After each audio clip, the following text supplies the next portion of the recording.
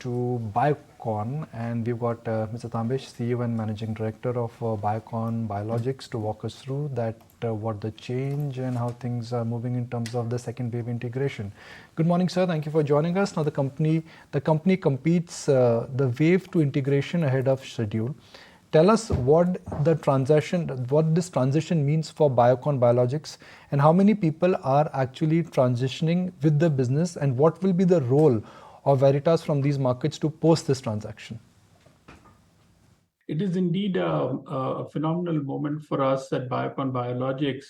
If you recollect, when we closed the deal in November of last year, we had said that we will have a 2-year TSA period during which Viatris will operate the business on Biocon Biologics' behalf. However, we've been able to accelerate that significantly. In July of this year, earlier, we announced that over 70 countries in the emerging markets have transitioned over to Biocon Biologics, and we're leading them. This quarter, we'll see them being reported as a Biocon Biologics number. And then within 60 days of that, we have now transitioned the North America business. So that is really a remarkable achievement. Talks about the commitment of our colleagues at Viatris, at Biocon Biologics, and our advisors. Now, you specifically asked about the number of people coming over. We'll have over 100 of the Viatris colleagues who were representing the biosimilars business coming over to Biocon Biologics. So as of September 1, they have moved over as employees of Biocon Biologics, and that actually makes sure that we have business continuity. The customer interfaces will remain the same, and we should be in a position to seamlessly transition the business from Viatris over to Biocon Biologics. That is really the high point of this announcement, and it's coming ahead of plan, ahead of time, ahead of the end of the quarter as well, is really reflective of the preparations that the team has put together, and bodes well for the future. Right. Morning. Now, onto the cost involved in the deal. I believe that was for commercial and transition services for an expected 2-year period at a cost of about $44 million per annum. How, now that the integration is happening ahead of schedule, how much of this will you end up saving? So for the time period that services will not be rendered, obviously that cost will not accrue to Biocon Biologics, because if you look at how the deal was structured, Viatris was charging us the cost of the services that they were rendering. Now, those will not be paid out to Viatris. However, they will essentially be employees who will move on and get into Biocon Biologics role. So they will move as payment to a third party into transition that into a row item, which will now reflect as staff costs, because they will now be Biocon Biologics employees. The costs that were incurred on SG&A, which we would have typically paid Viatris at actuals, will now move to Biocon Biologics as our SG&A costs. So from that point of view, in the sense of cost, we expect it to be neutral or maybe slightly better, but more or less neutral. On the markup, obviously, those are the things where services will not get rendered. So clearly, areas where we are transitioning early, then those elements will change. Right. Shreehas, could you help us with any specific number, like the estimated savings when you see the completing of this ahead of time?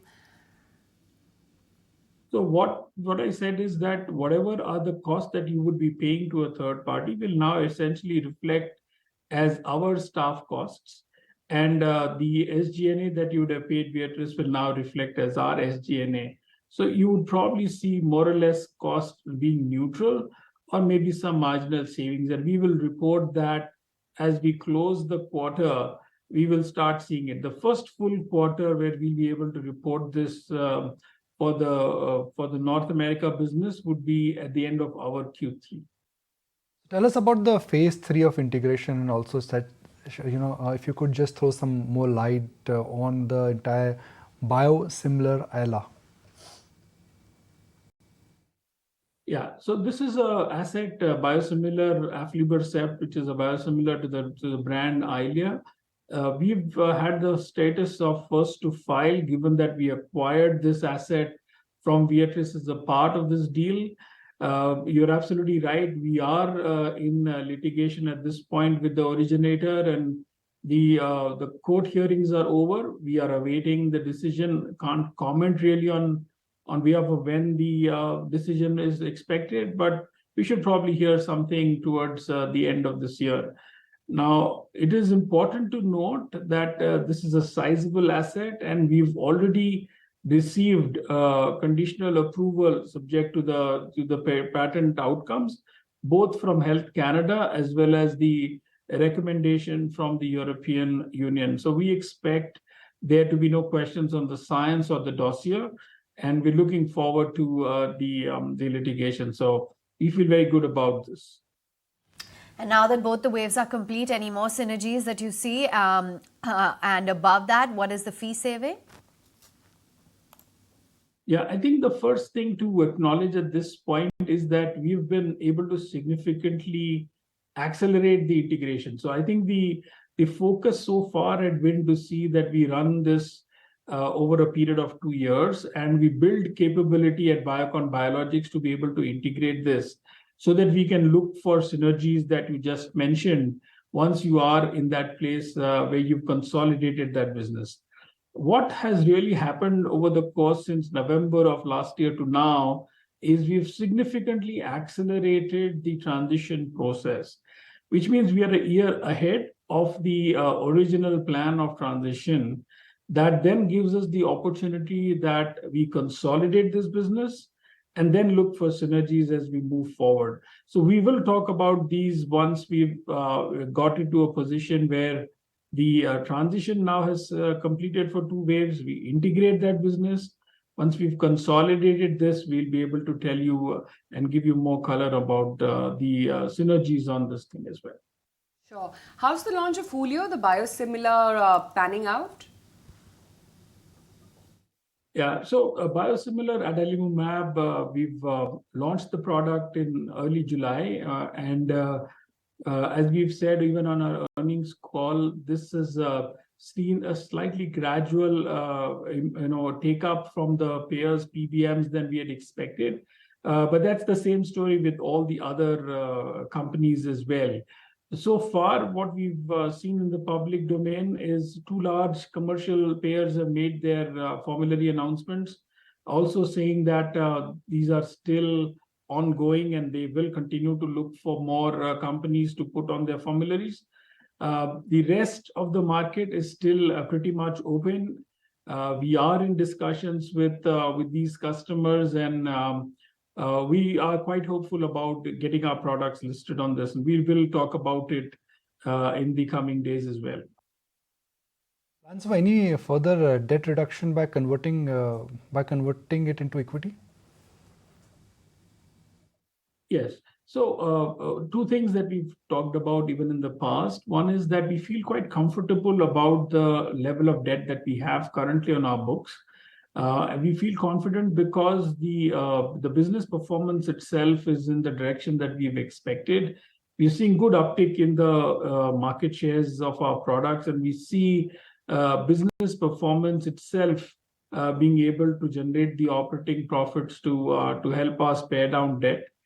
We're also seeing continued interest from equity investors in the Biocon Biologics growth story, and we've said that we will be looking at getting those equity investors on board as we pay down the debt, and we will be talking about this as things get to a point where we can disclose this publicly. So from the current levels that you see the debt, you will see that coming down before the end of this year, and we keep you posted as we raise more funds and bring additional equity into the company. Okay, thank you so much for taking time out and sharing with us the outlook. That's the word coming in from Biocon Biologics, looking at